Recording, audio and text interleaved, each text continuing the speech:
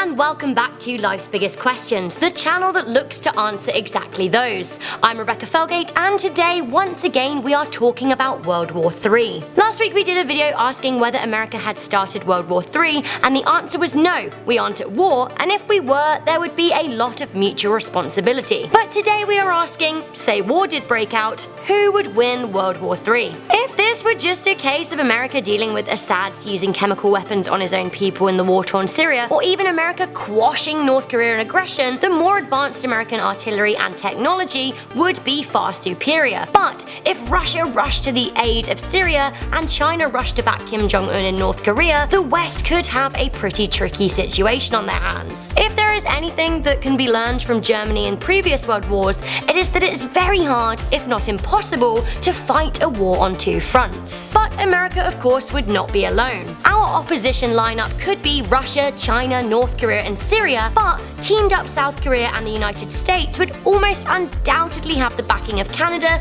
the UK, and large parts of Europe. Let's have a look at military strength. The USA, in theory, has the most powerful military in the world. There are 1.4 million active troops in the States, 13,892 aircraft, 8,848 tanks, and the biggest naval fleet in the world, which includes 288 battle force ships and over 300,000 active personnel. The United States budget is almost 10 times that of Russia's, with the States slapping down $577 billion on war compared to Russia's $60 billion. Russia, North Korea, China, and Syria's naval fleets combined are nothing compared to the United States, without factoring in their powerful allies like the UK and South Korea. China, however, is less well equipped, but does have more active troops, 2,333,000 to be precise, and Russia, well, their only upper hand is controlling a lot of oil. Nuclear weapons, who has them? Well, Russia actually has the most, 7,300 to the United States 6,970. North Korea has about 10,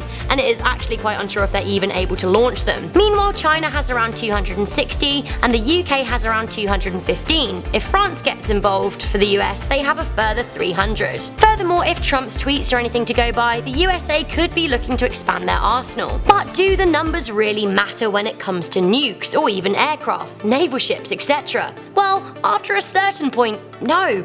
They don't really matter. As Russian leader Vladimir Putin once said, Russia could destroy America in half an hour or less, and if they ever did press that button, the US would resort to mutually assured destruction, something laid out by John F. Kennedy during the Cold War. Russia could see some US-sent Minuteman III rockets that would all but vaporize them. Perhaps winning the war really comes down to who can push a button fastest. But let's evaluate that word winning for a second. What exactly would winning entail? World War I claimed the lives of 18 million people. Around 4 times the amount were killed in World War II just some 25 years later, with a low-end estimate death toll of 75 million. Now, over 70 years of worldwide peacetime later, imagine how many people would die. 2 nukes were dropped in World War II, on Hiroshima and Nagasaki. Do you know how powerful those bombs were compared to what we have today? Well, today's bombs are thousands of times more powerful. Some 230,000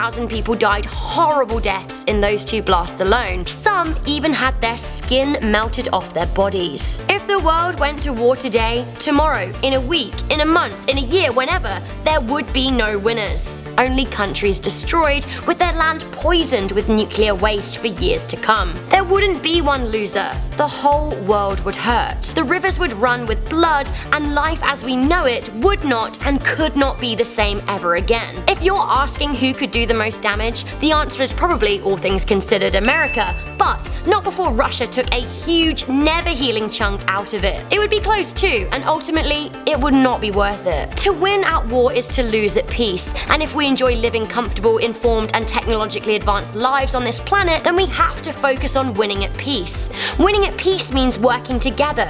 Together we can protect our environment, develop technologies beyond our wildest dreams, explore the universe, and from all this, we are sure to find some pretty important answers to life's biggest questions. So guys, let me know what you think to this video and your thoughts on World War III in the comments section down below. Remember, a good argument is a measured argument. For now, I'm Rebecca Felgate. Remember to stay curious, stay alert, and never ever stop questioning.